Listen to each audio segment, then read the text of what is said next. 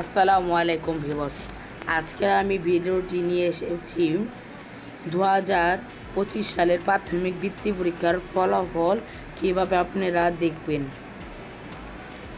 তো প্রথমে আমাদের একটা জিনিস জানতে হবে, সেটি হচ্ছে রেজাল্ট কবে দিব। তো সারা বাংলাদেশে রেজাল্ট দেবে হচ্ছে মে মাসের 14 তারিখে।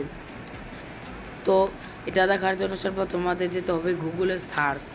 এখানে টিভি দিয়ে আমাদের লিখতে হবে, আমি উপরে সার্চে লিখেছি, লিখবেন হচ্ছে আই আই পি IPEMS। এটা লেখার পরে সার্চ বাটনে টিভি দেব, দেওয়ার পর এরকম একটা নাম কিন্তু শো করছে। তো দেখুন এই যে প্রাথমিক, এইখানে আমরা একটা টিভি দেব, এই জায়গাটা। তো সেখানে টিভি দেওয়ার সাথে সাথে কিন্তু এরকম ফাংশন নিল।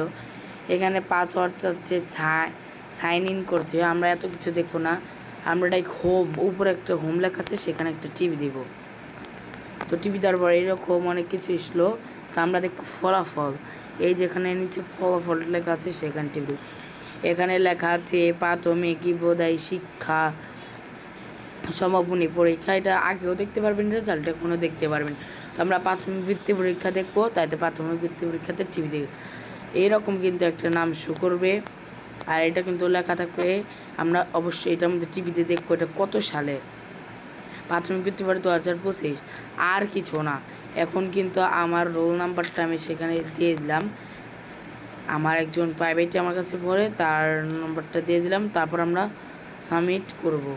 দেখুন এখানে উত্তর লেখা এসেছে, কোন তথ্য পাওয়া যায়নি, মানে বোঝানো হয়েছে যে আমাদের রেজাল্ট দিবে হচ্ছে 14 তারিখ, আর আজকে হচ্ছে 12 তারিখ।